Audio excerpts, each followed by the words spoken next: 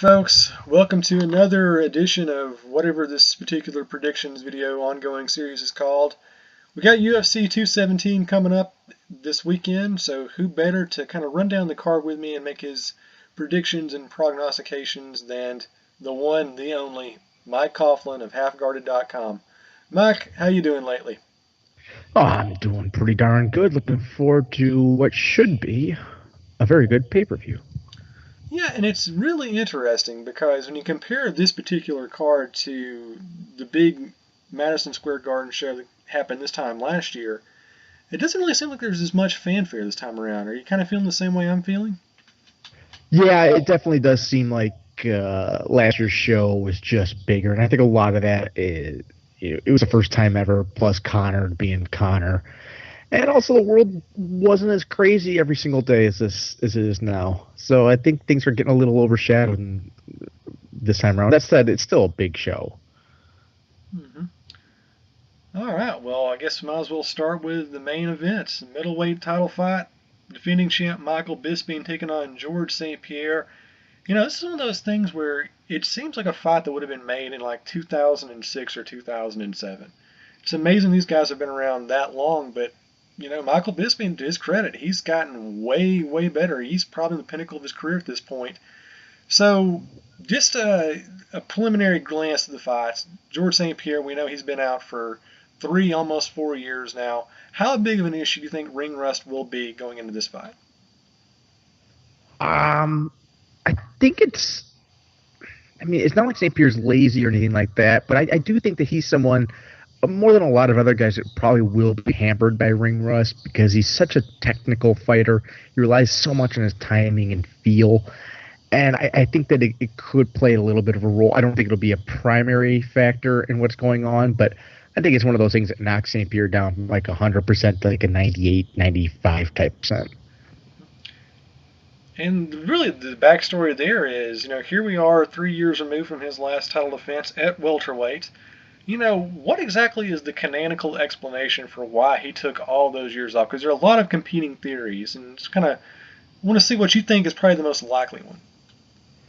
The one that seems to be the company line of St. Pierre's always more or less toed is this whole I have OCD and I'm dealing with that type of deal. I've heard rumors he has a child or something, but although I don't know why he would keep that secret or anything.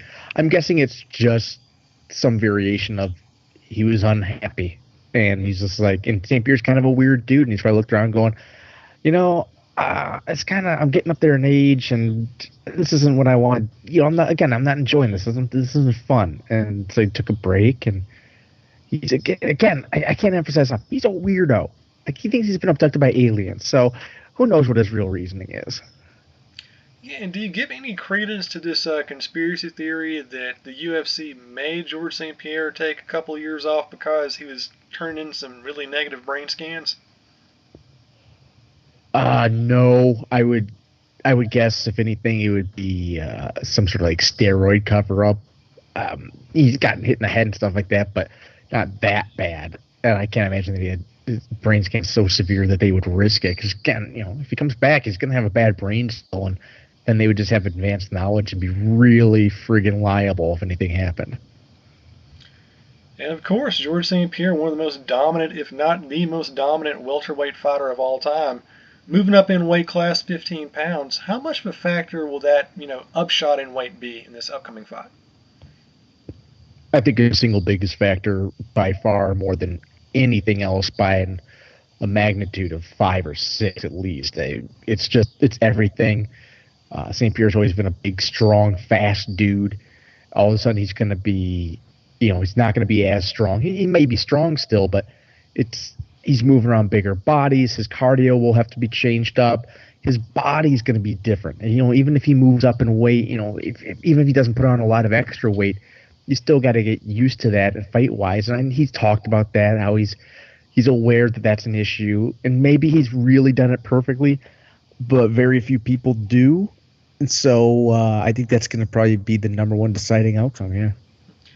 And for people who've never participated in combat sports like we have, they've never done wrestling or jiu-jitsu or anything like that, you really can't describe just how big of a difference 15 pounds is in a fight. That is a monumental, upgrade from what George St. Pierre has been used to. But Michael Bisping, I mean, he's fluctuated from weight ranges as well. He's been so good the last couple of years.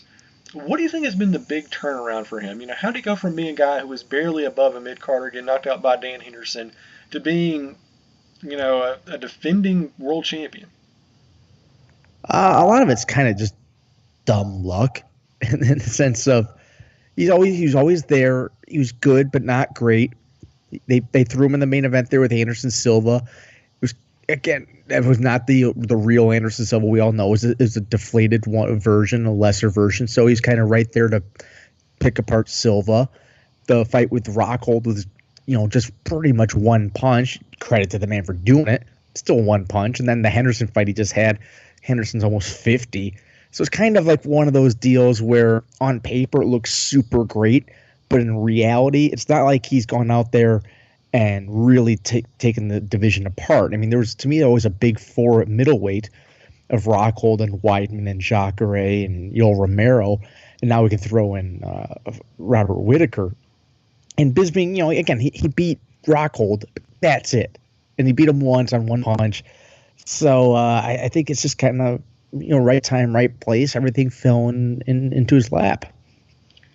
All right, so we all know George St-Pierre. He is a world-class, probably an Olympic-level wrestler if he really put his mind to it. Michael Bisping, not exactly the best takedown defense in the world. So how do you see those two things contrasting in the fight? I'm sure St-Pierre will get a takedown or two here and there. He's still going to be explosive, and again, he's a great fighter. But I think that the size is going to be a big deal here. It's going to allow Bisping to sprawl better than normal. And, while Bisping's wrestling has never been great, it's very professional. It's like high-level UFC-level wrestling where he can defend most takedowns unless they're super obvious, super obviously great or something like that. So I think he's going to be able to nullify a lot of what St. Pierre does as far as takedowns. And I also think that St. Pierre, coming back, hasn't fought in a long time. He's not sure of how his weight is going to be. He's going to probably be wanting to conserve energy a little bit more. And I think that for that reason, amongst a lot of others, he's going to want to take it easy on the takedown because they burn so much energy. And, yeah, I don't think he'll be all in on the takedowns, and Bisping will stuff a lot of them. Heading into the fight, who do you think has the bigger gas tank at this point? Bisping. I would favor Bisping. I mean, at their respective natural weights, I would say they're even. But when you give the fact that one guy's going to have to carry more weight, I'll give the advantage in the fight here to Bisping. And with all the variables taken into consideration, the 3 years off, the jump up in a weight class, what is your prediction for this fight? Who wins, what round, in what way? Well, I've never picked against George St. Pierre in my life. I can easily see him winning just based on the fact that he's great, and I think Bisping's on kind of a weird little run. But I'm going to pick Bisping because he's just bigger, and that's pretty much the reason. I think he's bigger. He'll take whatever shots St. Pierre's got to offer because St. Pierre doesn't really hit that hard anyways. And on the feet, I just favor Bisping because he's bigger. I'll just repeat myself ad nauseum. I think it goes the distance. Maybe a knockout in the 4th or 5th round, but I'll say that it goes the distance to be safe. Yeah, I'm going to go with the unanimous decision victory for Bisping here, too. I just see him kind of controlling the standing game. I think he has a little bit better boxing up close. And I think really the variable is George St. Pierre's gas tank. I don't think he's going to have, as much training, as much stamina as he used to. And 185 pounds, that 15 pounds makes a lot of difference. But of course, that leaves a very interesting question. What do you do after the fight? If George St. Pierre wins, do you automatically put him in there against Robert Whittaker? No, if George St. Pierre wins, I have him fight Conor McGregor. Conor could try to win a 3rd title. It'd be the two biggest stars in outside of Brock Lesnar in UFC history. It'd just be this giant fight of, epic proportions. And when you have those type of fights, you got to grab them. But if that's not going to happen, yeah, Whitaker's probably the way you would go. It's be somewhat, honestly, be fair. Whitaker's a former welterweight himself. You got to have somebody defend the belt. And obviously, the guy who's also a champion should get the first crack. And if George St-Pierre loses, does he go back to welterweight, or you see him staying at 185 for a while?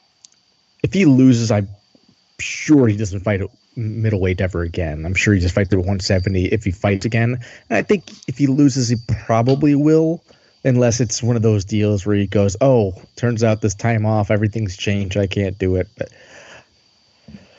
yeah. Yep, and win or lose, what do you see being the next step for Michael Bisping? I don't know, probably Luke Rockhold. They've talked so much shit. They got a history with one another, and it would just make sense for them to fight again. So I think that he fights Luke Rockhold next. All right, moving along on the card, our co-main event, bantamweight title fight, Cody Garbrandt taking on TJ Dillashaw. And there's been some pretty good trash talk over the last couple of months building up to this fight. Just a quick overview of the fighters. What's their big differences in styles? Oh, Cody Garbrandt is essentially kind of an old school throwback fighter in that he primarily boxes and then just boxes some more. His wrestling is all defensive. So when you know what you're going to get out of him, it's outstanding boxing, but it's mostly, again, just hands. Whereas Dillashaw is actually one of the examples of the true modern fighter. He's aped Dominic Cruz's style, and he really blends things very well. He's got a wrestling base initially, a D1 wrestler he started out as, but he's really adapted well with his striking under the tutelage of Dwayne Ludwig. And so, yeah, I mean, it's kind of a specialist versus a well-rounded guy. And again, normally I'd favor the specialist, but we did just see Cody Garbrandt take apart Dominic Cruz, and Dominic Cruz was the ultimate well-rounded fighter. So it's gonna be a hell of a fight. And what do you think TJ Dillashaw do differently than what Dominic Cruz did to win this fight? I think you just got to probably kick a little bit more, maybe throw in a few more takedown attempts, kind of grind it, make it ugly. I would try to, I always think that when you're facing someone, if you got 5 rounds, if you have the ability to grind them against the cage for a round or two and just kind of take a little, pep out of the step, so to speak, I think that tends to favor guys very well in later rounds. So I think that that's probably, if I had to figure out some way to throw a little monkey wrench into what Garbrandt's expecting, that's what I would do. And what do you think Garbrandt's strategy is going to be going into the fight? He's just going to stalk him. I'm sure he's just going to slowly walk. He's going to try to establish a center of the octagon. And then, just walk down TJ and throw hands, and try to knock him out. And he can do it. He's one of the few guys at the 135 pounds that has that real lights out, knockout power. And it's just going to be exactly what he did with Dominic Cruz. And that's what he's done his whole career, and he's never lost. So if it ain't broke, you don't fix it. And if you had to put your money on it, who you got winning this fight? I put my money on Cody, I'm going to say, just because what he did to Dominic Cruz is so special. He hasn't lost. He's going to be sharp, and he seems like he might be one of those guys that just really can talk a lot of trash and back it up and has that personality. And plus, if TJ wins, it's kind of like seeing the jerk win, because I think Cody Garbrandt's a little more likable. And who do you think will be next in line for the championship belt after this fight? I'm sure it's the winner of the Jimmy Rivera and Dominic Cruz fight that happens in December. Okay. So either way, we're going to have a pretty good matchup coming up later in 2018. So hats off to that. As far as my prediction, I'm going to go the same route. I think Garbrandt wins. I'm trying to say if he wins like a straight flush, though. I don't think he wins all 5 rounds. I might give TJ Dillashaw 1 or 2. But, yeah, I got Garbrandt winning this one. No reason to get too crazy with my picks there. Moving along on the card, we've got our women's strawweight title bout. We got Rose Namajunas, the challenger, taking on Joanna Champion. And I always mess this up. What is the proper way to pronounce her last name? I believe it is Joanna Jędrzejczyk. All right, so we'll just call her Joanna Champion from now on. Yeah, It's yeah, easier. yeah. All right, so Joanna, one of the most dominant fighters we've actually seen in the UFC as of late. Completely just dominate her division. Rose Namajunas, hell of a fighter, very scrappy, goes in there, fights to the burger. What you got going on in this fight? I I look at this and I feel pretty comfortable saying that Joanna should just school her. Rose isn't that good. She's kind of a grinder. Joanna's a stud of a fighter, or whatever the alternative is for women, whore of a fighter. I don't know. So yeah, I think that Joanna's just on a totally different level than all the women, and until I see otherwise, I'm not picking against her. And what does she do differently that no other competitor in the strawweight division does? Because she just absolutely dissects everyone she fights. I think it's a combination of great technique with her striking and superior athleticism. She moves like a man in there. She doesn't kind of fight like a lot of women fight very technically, but they're still women. They're not super athletic. Joanna seems to have a little bit more of an athleticism to her than almost any of the other women, and the others who are kind of closer, like Jessica Aguilar. Joanna's technique is so much better, and plus, she's got a little bit of height and stuff. So I think all those things combined to just make her a bit of a disaster for a division. It's still a young division looking to find its feet anyways. And until they do, she's going to be champion. And do you see anyone currently in the strawweight division that could hang with her, or will she have to move to 125? I mean, we just saw Claudia Gadelha get taken apart by Jessica Andrade.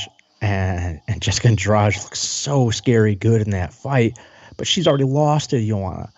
So if it's not her, yeah, I really don't know.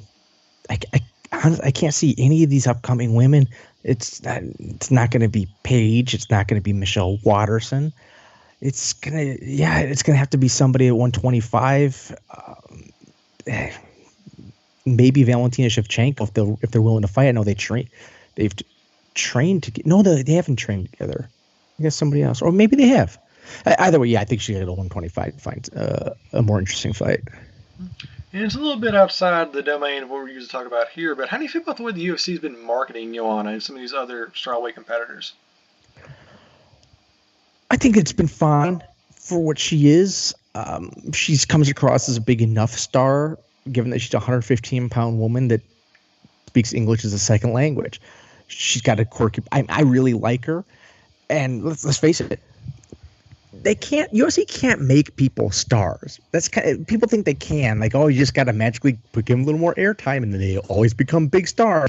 You got to still be a star. And she had to fight last year at MSG.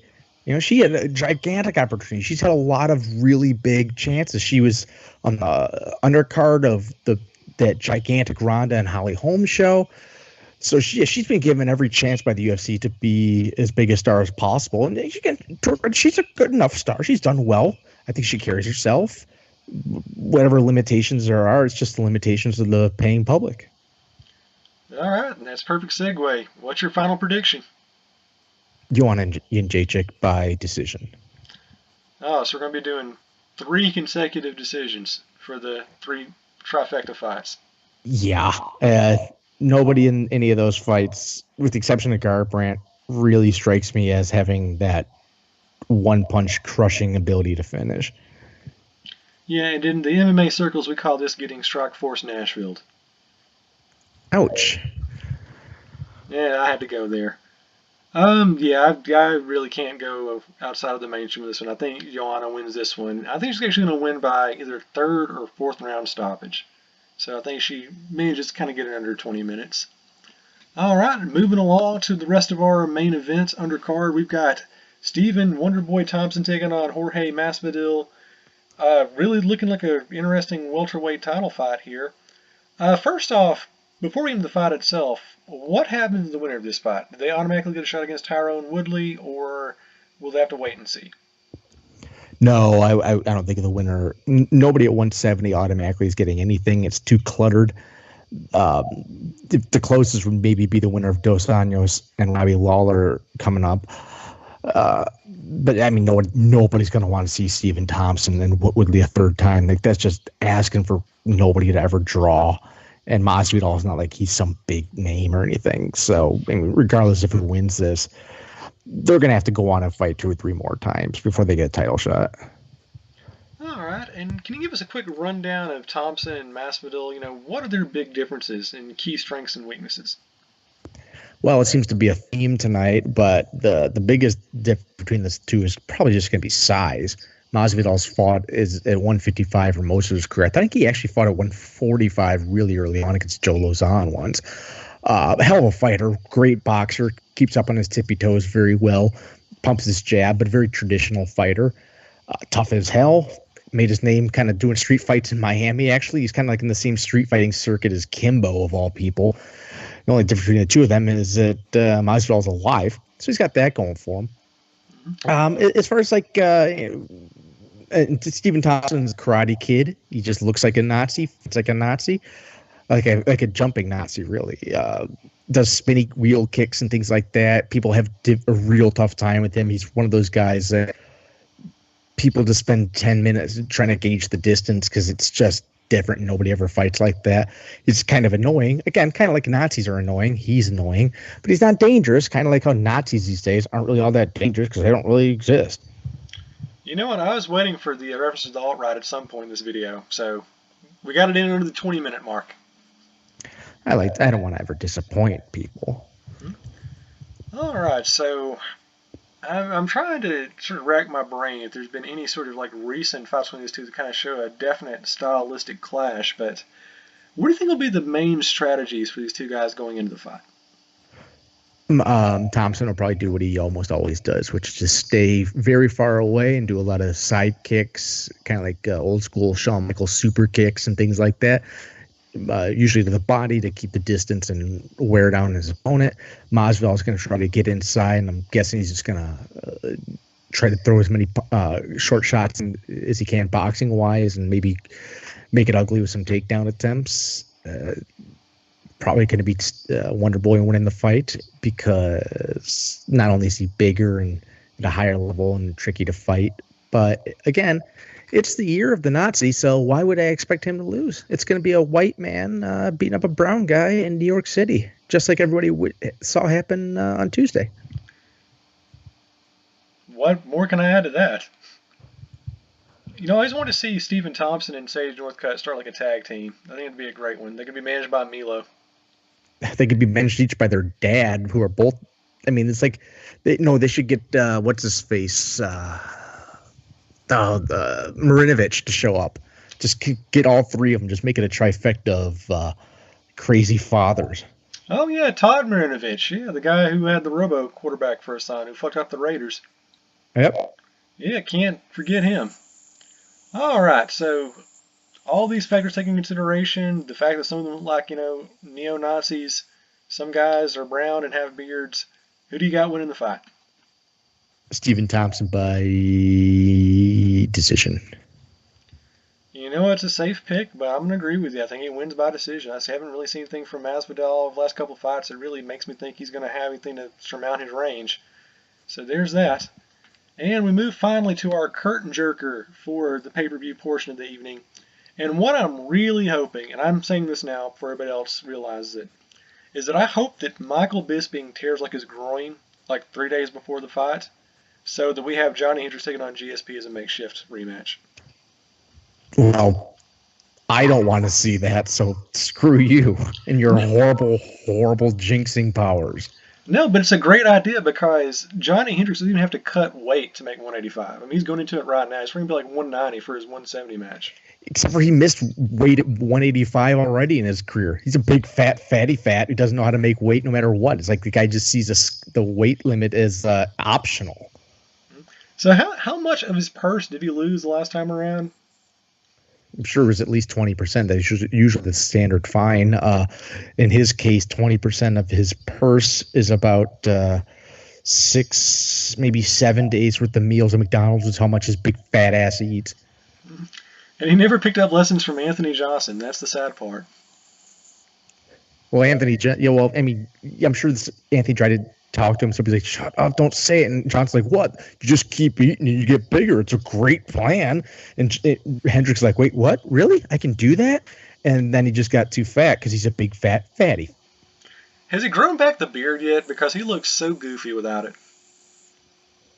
Usually he grows them out during his camps, but I'm not going to lie.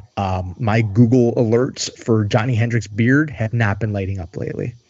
You failed us again, Mike. Failed us again. Yeah.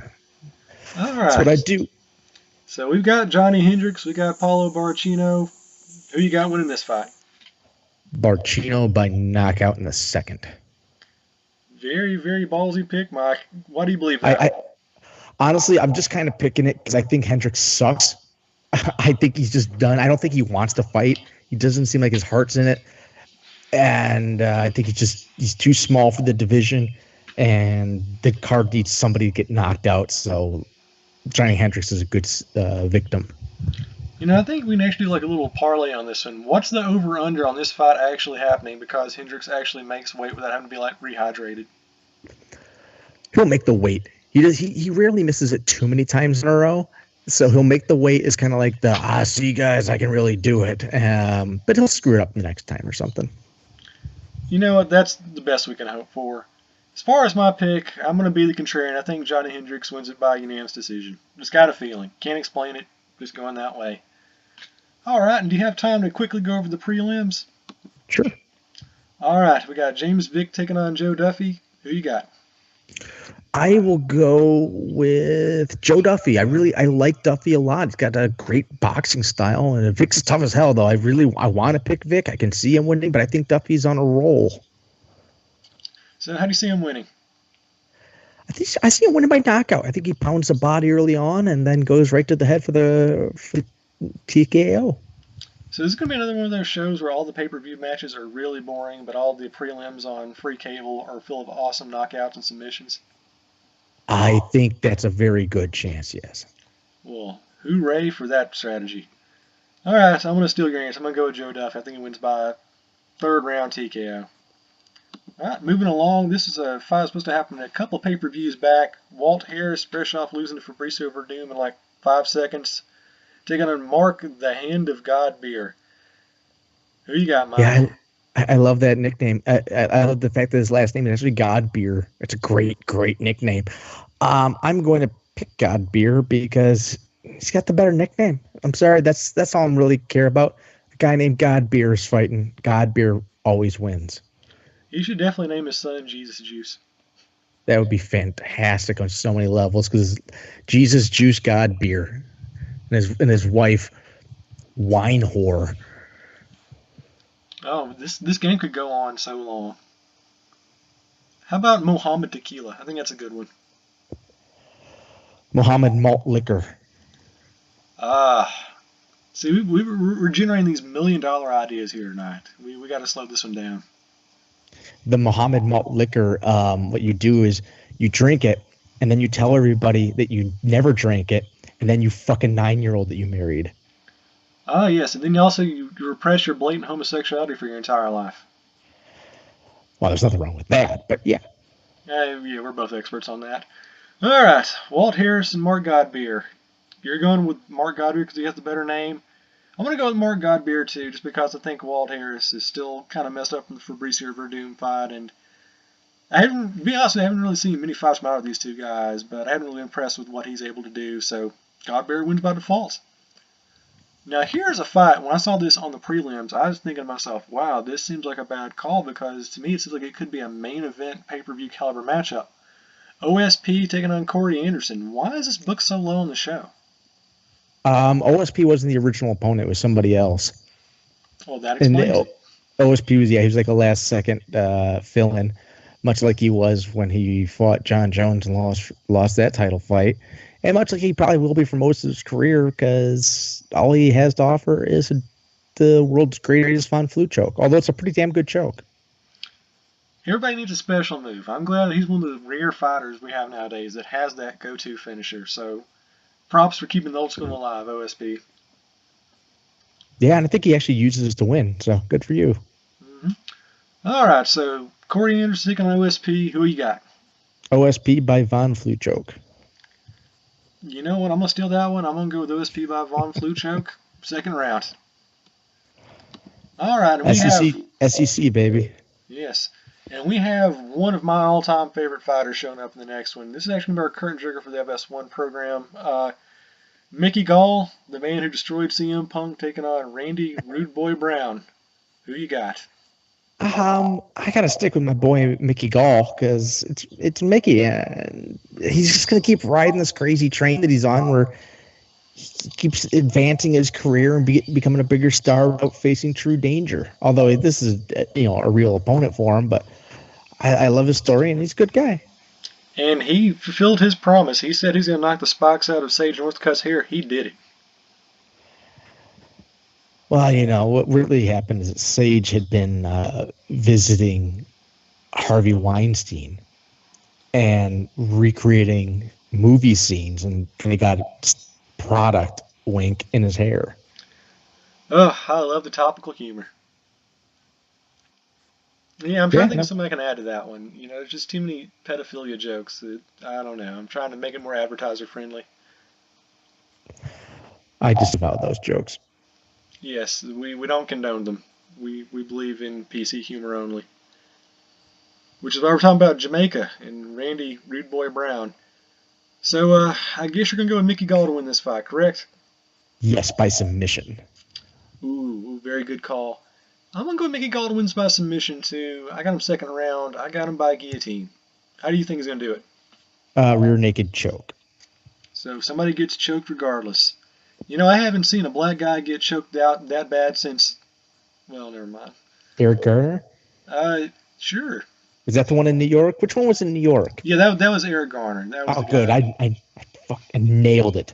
Matt, let's be honest. I had to pick from a lot of different names. He was just the first one that came to mind. Well, you know what? In New York, little known fact, selling Lucy cigarettes is a capital offense. That's one of those things where on the one hand, I actually don't really like the cops that much. And I also think it's really stupid that a black market for cigarettes exists. But on the other hand, I don't like whiny people, and the whole thing became very whiny. You know what? It's hard to argue against that. It's. I don't even know what we're talking about anymore. We're talking about the Eric Garner case. Or we can just use any of the blacks that get in trouble these days. I'm sure I can be needlessly racist about all of the matters instead of nuanced and contextual. You know what? That's how you get your own SiriusXM program. Richard Spencer on SiriusXM? Huh, good for him. Richard Spencer, and who else we got on there? Who's the guy who always calls everybody white? Is that Richard Spencer or somebody else? I have no idea. His name escapes me, but it's just hilarious. So anyway, but I'm going to go with Mickey Gall to win this one, like I said earlier, by submission. Alright, we're getting down to the really, really good part of the show, the UFC Fight Pass fights, where you can only watch them if you have a Facebook connection. Alright, we actually have a pretty decentish looking heavyweight fight, though. We've got Alexei Oleinik taking on Curtis Blades. Who do you have in this fight, Michael?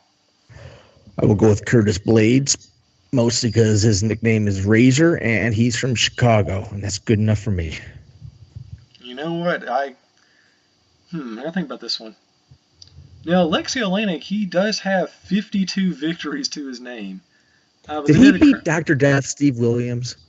You know what? I'll have to look that up, but considering Bart Gunn knocked him out, I'm pretty sure he may have got a victory over him as well. That's impressive, man. Not just anybody can beat up a pro wrestler who's got no knees, and who's 50 and has drug problems and heart attacks. That's a tough cookie. That is. I mean, and the referees are always distracted. That's another problem you have. All right, so Alexei Oleinik, Curtis Blades, tough one to call. Yeah, I'm gonna go with Curtis Blades just because he's not, 104 like Alexei. I mean, I know it's a really sort of random thing to select, but let's go with what my heart tells me. And the next fight, I'm gonna need your help on this one, Michael, because as we all know, I have a problem with the difficult Polish pronunciations. So we got Ion Kudalaba taking on Michael. I have no idea. I have no idea on either one of them. Those are dirty foreigner names, and I won't abide by them. I do like the fact that Kudalaba is actually representing the Republic of Moldova, which I think is incredibly underrepresented in the fight game. I didn't even know that was a real country. Sounds like something they made up for an episode of Seinfeld. The only thing I really know about Moldova is they have like a really popular child pornography industry. That's a hell of a thing to know. If you Yeah. got to know something in this world, it's where the child porn rings are. Yeah, I mean, especially this day and age, if you're looking to get an in Hollywood, that's the way to go. it is. Just ask Corey Feldman. All right. Well, I'll be honest with you. I don't really know anything about either of these two fighters, so I'd be a complete charlatan to make any prediction about who's going to win. Can you do me any better on this one, or are we just throwing blind dice here? I'm just throwing blind eyes. I like that. All right. I'm going to throw blind dice. I'm going to go with Kudalaba because his nickname is the Hulk, and that's a really original name for an MMA fighter. All right, and kicking off the entire show, we got Amin Zahabi taking on Ricardo Ramos. It's Brazil versus Canada. These guys combined for a 17-1-0 record. You know anything about these guys? Ayman Zahabi's fought in the UFC before. He's Firas Zahabi's brother. Firas Zahabi being the lead trainer of George St-Pierre. He's he's good but ain't great. Ricardo Ramos, again, they're low-level UFC caliber guys. I don't see superstardom in the future for either one of them. Mm-hmm. Yeah, I can't say I've seen any of these two guys fight before. So again, I'm just kind of going by what their photos look like on the UFC website. This Ricardo Ramos guy looks very malnourished. I think that could be a problem going into the fight when you're having heart palpitations from hunger. So I'm going to go with Zahabi just by default. I think he wins by first round opponent dehydrating. It's always the most elusive of victories and also the most satisfying. Well, you know what I found out recently is that you can actually win a fight and have your opponent lose a submission by taking a dump on themselves. I don't like to give away all of my training secrets, but yes, that's true. See, that's something everyone should know, that if you crap on yourself during a fight, you do technically give up as a tap out. So hopefully we it is MSG. Seeing a crap out victory would be pretty great. Well, it would be fitting for how the UFC's year has gone so far. I've seen nothing but upswing. I don't know about you. I love watching all these Fight Pass shows. And where is it, like Czechoslovakia? Last one was in Poland, actually. Gdansk, Poland. Mm-hmm. Actually, I can't really fault them for that. I wish they had shows from Europe all the time on Saturdays because it gives me something to do on Saturday afternoons in between football games. Mm-hmm. Yeah, you can't argue with that. But all in all, the show looks pretty good. There's some good fights in the main cards and definitely some good fights in the prelim. So I don't check out all the UFC shows anymore. I'll probably be checking this one out. And I'll allow you to have a final word, Mr. Coughlin. Anything you want to say about UFC 217 or just the MMA world at large, half-guarded, whatever you got going on in your life?